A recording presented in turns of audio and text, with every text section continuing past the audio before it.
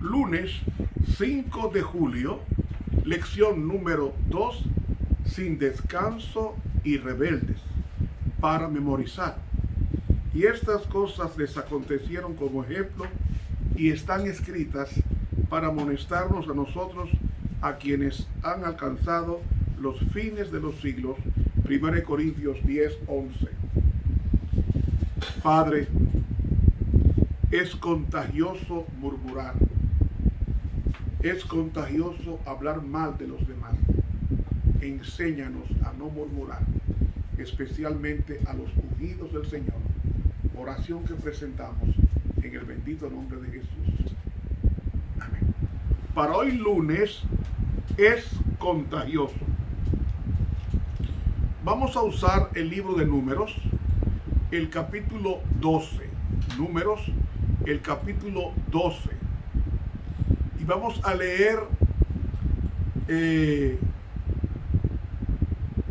leer los primeros versículos, específicamente comenzando con el versículo 1. Versículo 1 hasta el versículo 3. Reza así.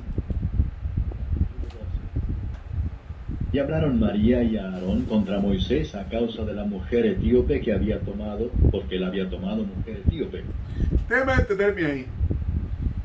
Y hablaron María y Aarón. ¿Sería Dios injusto?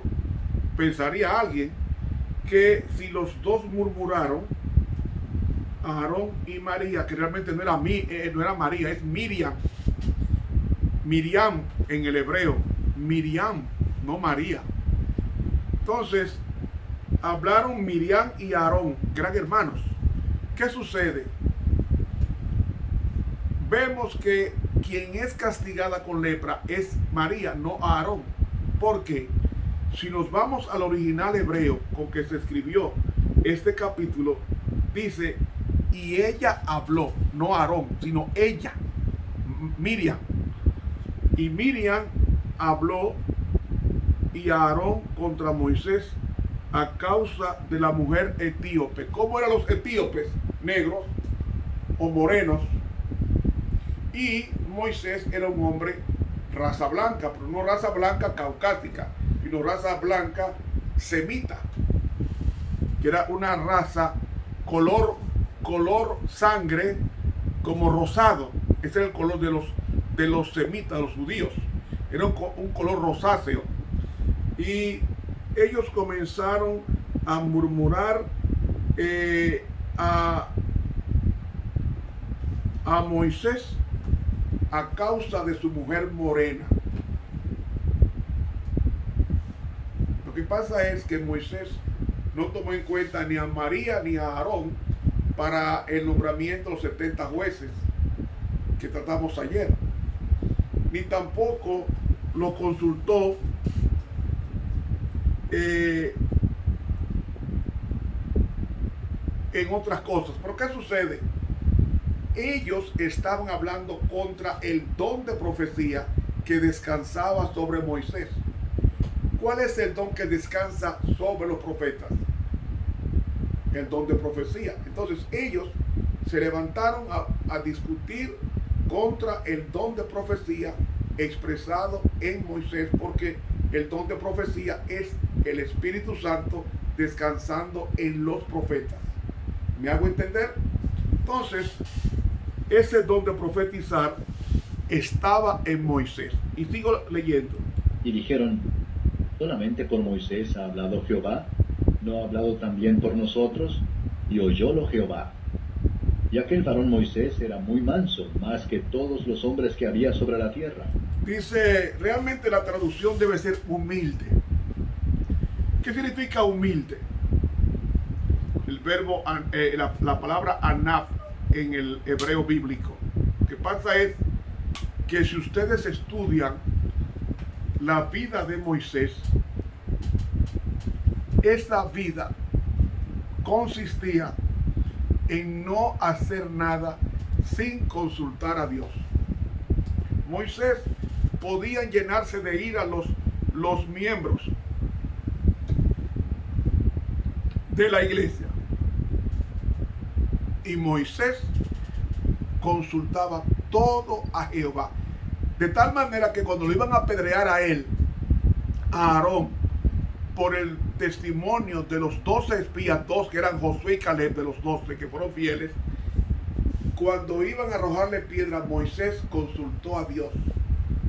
Eso es humildad, vivir de toda palabra que sale de la boca de Dios. Humilde no es aquel que es callado, no.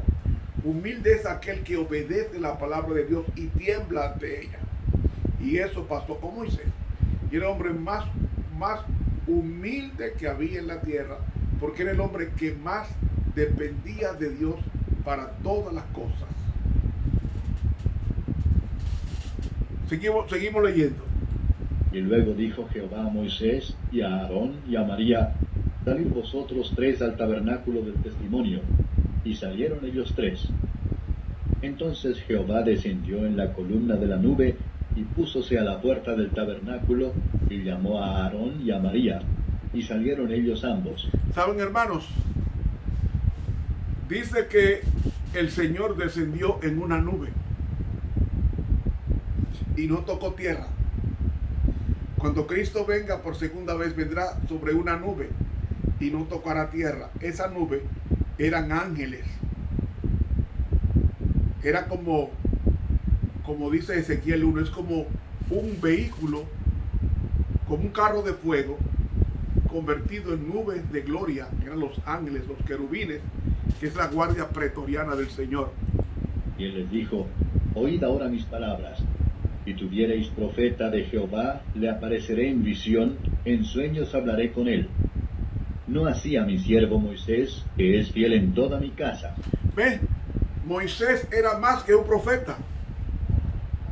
Era más que un profeta. ¿Por qué? Oiga, ¿por qué? Boca a boca hablaré con él, y a las claras y no por figuras, y verá la apariencia de Jehová. ¿Por qué pues no tuvisteis temor de hablar contra mi siervo Moisés? ¿Ven? Moisés hablaba con Dios cara a cara. Claro, no en la forma como hablaba Adán antes de caer en pecado. Lo que pasa es que había una nube de gloria que Moisés no podía penetrar a verle los ojos a Dios. Pero en esa nube de gloria él se envolvía y Dios hablaba con él y él con Dios. Pero era envuelto en una nube de gloria. Entonces, aquí vemos en el versículo 8. Entonces el furor de Jehová se encendió en ellos y fuese. Y la nube se apartó del tabernáculo, y he aquí que María era leprosa como la nieve. Y miró a Aarón a María, y he aquí que estaba leprosa. ¿Por qué Dios no le mandó otra enfermedad a María o a Miriam, sino le mandó una lepra? Porque la lepra tiene que ver con la piel, y ella menospreció la piel de la esposa de Moisés, llamada Séfora, porque era morena. Y entonces el castigo comienza por la instigadora a la murmuración, que fue María, con su hermano, que era el sumo sacerdote del santuario. Y entonces vemos que en el versículo 11 nos dice: Y dijo Aarón a Moisés: Ah, Señor mío, no pongas ahora sobre nosotros pecado, porque locamente lo hemos hecho y hemos pecado. Reconoció que era pecador, y esto el Señor lo tomó en cuenta. No sea ella ahora como el que sale muerto del vientre de su madre, consumida la mitad de su carne. Entonces Moisés clamó a Jehová diciendo: Ruégote, oh Dios, que la sanes ahora. Respondió Jehová a Moisés: Pues si su padre hubiera escupido en su cara, ¿no se avergonzaría por 7 días? Sea echada fuera del real por 7 días, y después se reunirá. Así María fue echada del real 7 días, y el pueblo no pasó adelante hasta que se le reunió María. Y después movió el pueblo de Aserot, y asentaron el campo en el desierto de Parán. Muy bien, mis hermanos, hemos visto qué fue lo que pasó cuando nosotros murmuramos o criticamos a los siervos de Dios. Estamos criticando al que envió a ese siervo. ¿Usted me está oyendo? Cuando criticamos a un siervo del Señor, no solamente estamos criticando al siervo del Señor, sino también al que envió al siervo. Por eso la sierva de Dios es tan elocuente cuando dice en el libro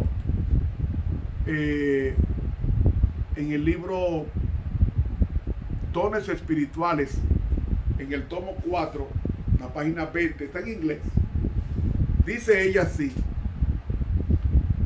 después de que María se puso celosa, se imaginó que Aarón y ella misma habían sido descuidados y que la esposa de Moisés era la causa, que ella había influido en la mente de su esposo para que él no los consultara sobre asuntos importantes tanto como antes.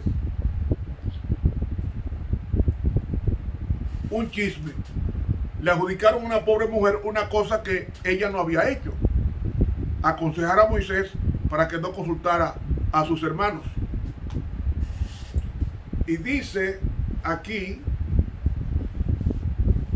el Señor escuchó las palabras de murmuración contra Moisés y se disgustó, y la ira del Señor se encendió contra ellos y se fue, y la nube se apartó del tabernáculo, y he aquí que María se puso leprosa, blanca como la nieve. Y clamó Moisés a Jehová diciendo: sáname ahora, oh Jehová, te ruego. Y María fue excluida del campamento durante 7 días, y el pueblo no viajó hasta que María fue traída de nuevo. Sigue diciendo ella: por las quejas de María contra el siervo escogido de Dios, ella no solo se comportó de manera irrespetuosa contra Moisés, sino con Dios mismo, quien lo había elegido. ¡Ay! Cuando murmuramos a los pastores, estamos murmurando al que envió al pastor. Sigue diciendo: Aarón se sintió atraído por el espíritu celoso de su hermana María. Él podría haber prevenido el mal si no se hubiera compadecido de ella y le hubiera presentado la pecaminosidad de su conducta. Pero en lugar de eso, escuchó sus palabras de queja. Las murmuraciones de María y Aarón quedaron registradas como una reprimenda para todos los que cederán a los celos y se quejarán de aquellos sobre quienes Dios deposita la carga de su obra. Dones Espirituales, tomo 4, página 20, Espíritu de la Profecía.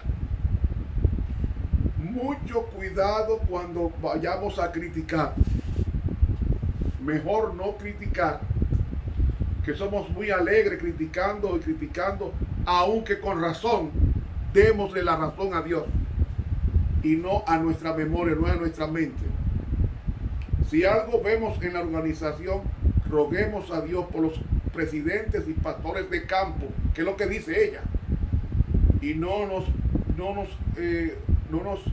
ensuciemos criticando sus faltas, porque a Dios no agrada. Oiga lo que dice ella aquí en este libro, Mensaje Selecto, tomo 3, página 394. Escuchen bien.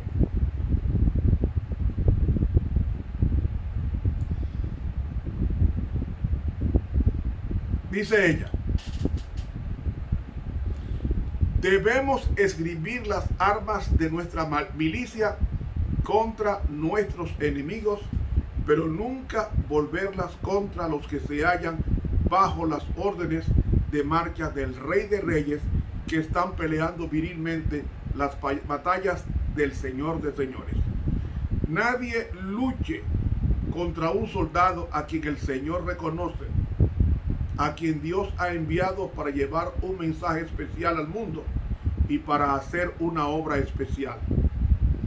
Los soldados de Cristo no siempre revelan perfección en su obra, pero sus errores no deben producir de parte de sus camaradas palabras que debiliten, sino palabras que fortalezcan y los ayuden a recuperar el terreno que han perdido. No deben tomar la gloria de Dios en deshonor y dar ventaja a los más acerbos adversarios de su reino. Mensajes Selectos, tomo 3, página 394 de la pluma inspirada. Bueno, no se puede hablar mal de los dirigentes. Por más justificada razón que tengamos, no lo hagamos. Mejor intercedamos por ellos. Así era que hacía Moisés. Por eso fue el hombre más humilde de la tierra. Porque encomendaba a Jehová su camino, esperaba en Jehová y él hizo o haría. Hay otra cita de ella, un libro poderoso, en la página 394, continuando la lectura, dice ella, que los soldados que luchan con ellos no sean jueces severos e irrazonables de sus camaradas, exagerando hasta el máximo todo defecto. Señores, cuidémonos de criticar a los demás, especialmente a nuestros dirigentes. Aunque ellos no anden bien ante Dios, hagamos como David, que no insultaba y no hablaba mal del ungido del Señor, en este caso Saúl. Sigue diciendo ella, no manifiesten los atributos satánicos convirtiéndose en acusadores de los hermanos, pues nos hallaremos falsamente presentados mientras sostenemos la verdad y defendemos la pisoteada ley de Dios. Pero no deshonre nadie la causa del Todopoderoso, haciendo público algún error que los soldados de Cristo pueden cometer cuando ese error ha sido visto y corregido por los mismos que han tomado alguna posición falsa. Oiga cómo lo hacen algunos hermanos. Oiga, hay que orar por el pastor fulano de tal o por el anciano fulano de tal. ¿Y por qué hay que orar por él? Bueno, porque él está enamorando de las hermanas de la iglesia siendo un hombre casado. Señores, esa cosa no se dice. Simplemente diga, vamos a orar por el pastor fulano o por el anciano fulano o por el dirigente fulano. Orar para que Dios lo bendiga y lo guarde y lo proteja de todo mal. No hay que entrar en detalles. No hay que entrar en detalles. Y termina diciendo ella, Dios culpará a los que con falta de sabiduría exponen los errores de sus hermanos de pecado de mayor magnitud que aquel del cual ellos acusan al que hace un error. Es decir, para Dios es más grave desacreditar a una persona que el descrédito de esa persona.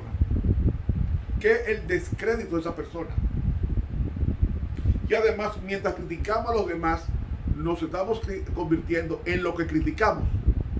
Dice aquí, terminando la lectura, dice, la crítica y la condenación a los hermanos es contada como crítica y condenación a Cristo. Cuando hablamos mal de los dirigentes, estamos hablando mal de Cristo. Cuando hablamos mal de los hermanos, estamos hablando mal de Cristo.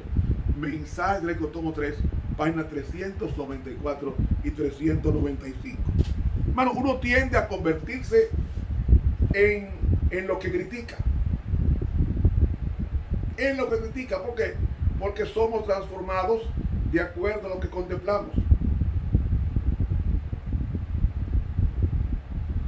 Hay una cita que yo quisiera leer en este libro, Patriarcas y Profetas, la página 405.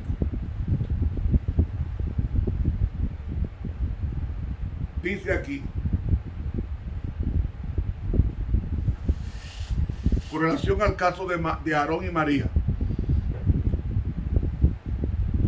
esta manifestación del desagrado del Señor tenía por objeto advertir a todo Israel que pusiera coto al creciente espíritu de descontento y de insubordinación.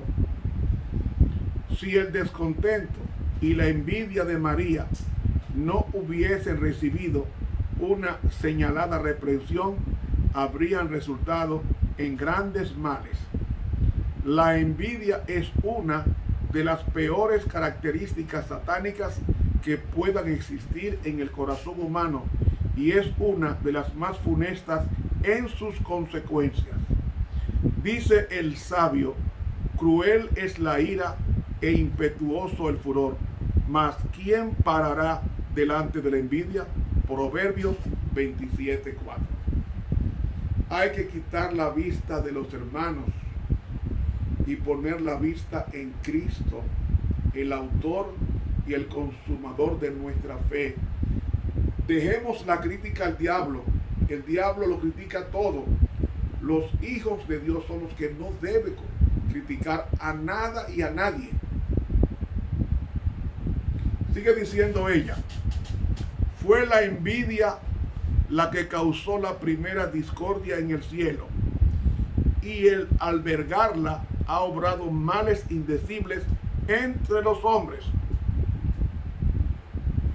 Y entonces ella cita a Santiago 3:16, que dice: porque donde hay envidia y contención, allí hay perturbación y toda obra perversa.